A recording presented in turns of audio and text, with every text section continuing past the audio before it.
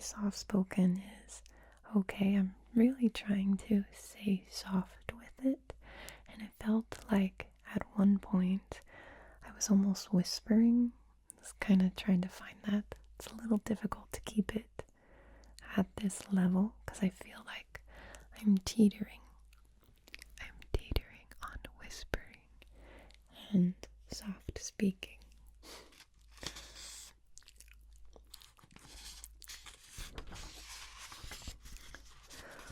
Ogilvy told him all that he had seen. Henderson was a minute or so taking it in.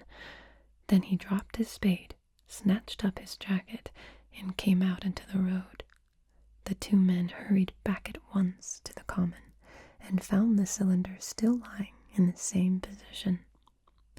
But now the sounds inside had ceased, and a thin circle of bright metal showed between the top and the body of the cylinder. Air was either entering or escaping at the rim with a thin, sizzling sound. They listened, rapped on the scaly burnt metal with a stick, and, meeting with no response, they both concluded the man or men inside must be insensible or dead.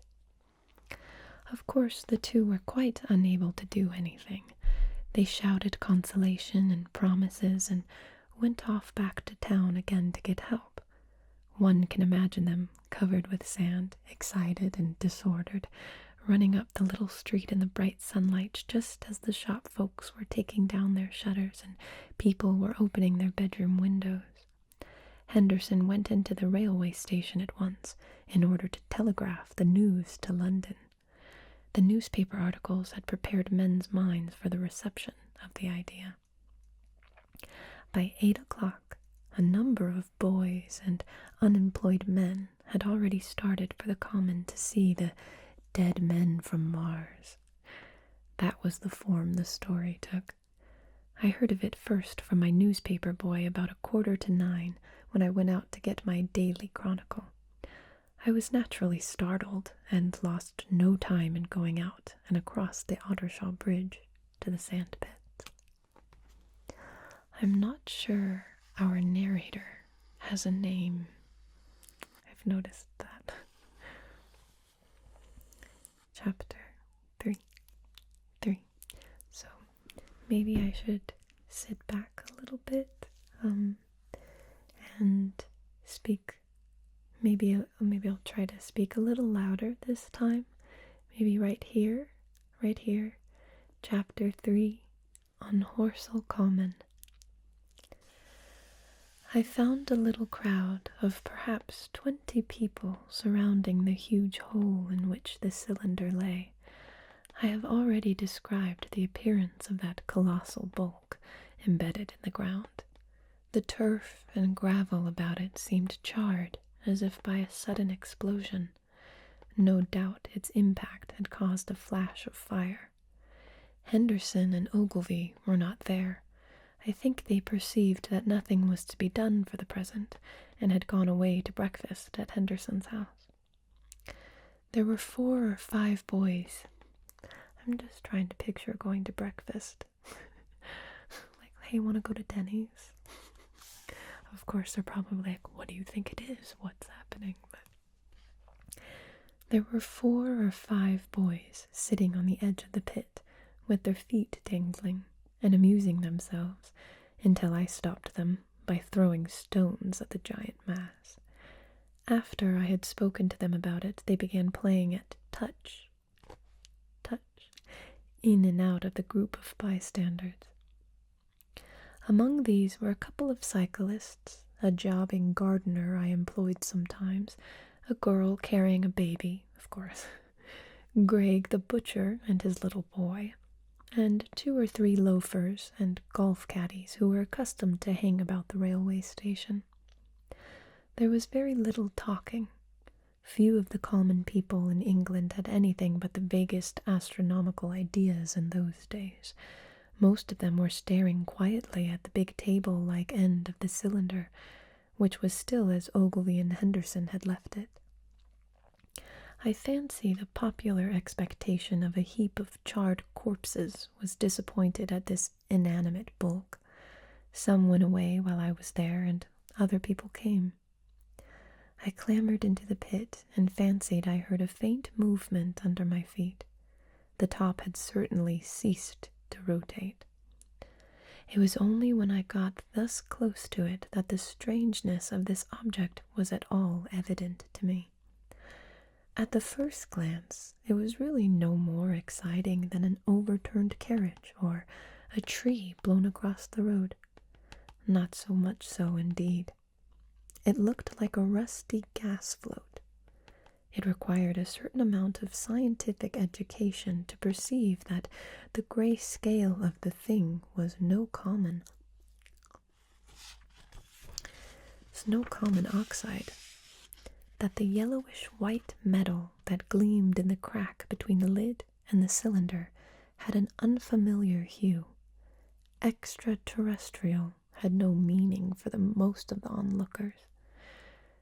At that time it was quite clear in my own mind that the thing had come from the planet Mars, but I judged it improbable that it contained any living creature. I thought the unscrewing might be automatic. In spite of Ogilvy, I still believed that there were men in Mars. My mind ran fancifully on the possibilities of its containing manuscript, on the difficulties in translation that might arise, whether we should find coins and models in it, and so forth. Yet it was a little too large for assurance on this idea. I felt an impatience to see it opened. About 11, as nothing seemed happening, I walked back, full of such thought, to my own home in Maybury. But I found it difficult to work upon my abstract investigations. In the afternoon, the appearance of the common had altered very much.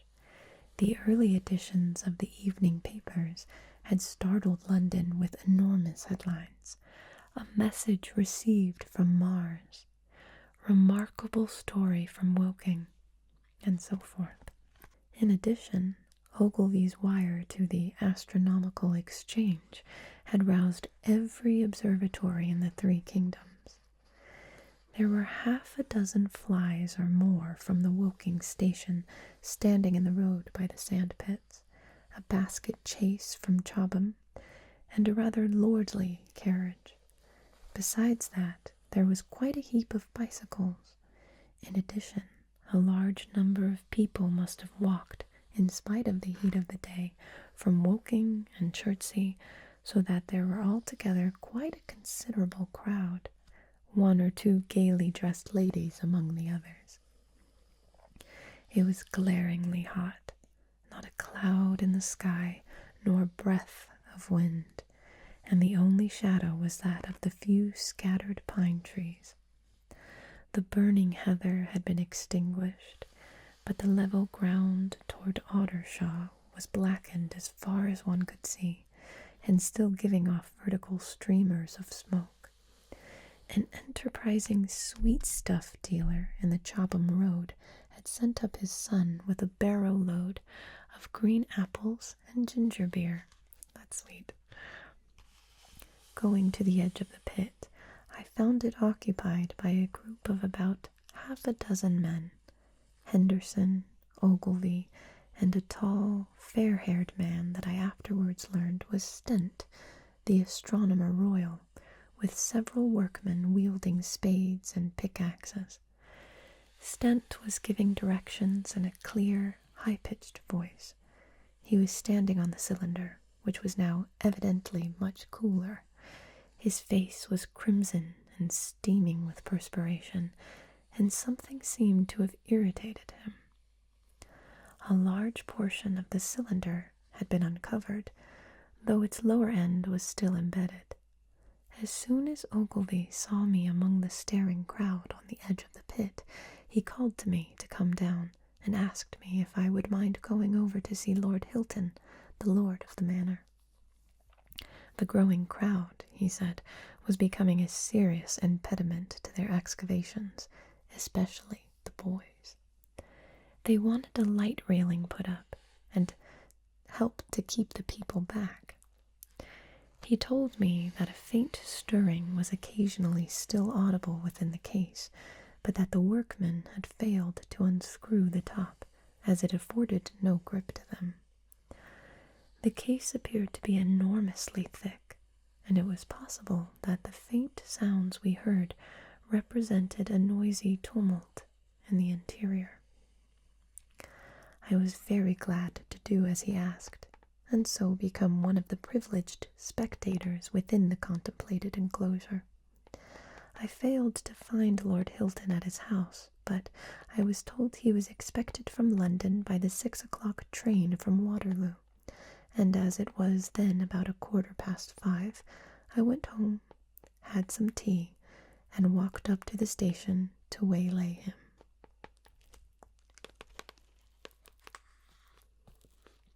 And that is the end of chapter 3. Let me know how you felt about my soft speaking. Maybe you liked it, but you thought I was too close to the mics, or I was too far away from the mics. I don't know. Let me know. Thank you so much for joining me. I'm really excited about this series, and I hope we can have this be a regular thing. It's a little difficult right now trying to take my chair in and out of this closet that I'm filming in. I have a very small amount of space to film, but hopefully that changes soon and I can get some more space, I think, down in my unfinished basement. Going back, at least I don't have to stream from there though, but just filming would be okay. So we'll see. Thanks so much for hanging out. Please let me know what you think, if you liked it better with the up-close whispers like this, or soft-spoken. I do think more emotion and inflection can come out via soft-speaking, but I also know that that could also wake you up or keep you awake. Depends on what you're looking for. I guess I'll have to figure that out, because I know some people want to sleep and some people want to listen. They want to be a part of it. So hopefully we can find a nice balance. Anyways, I hope you have a wonderful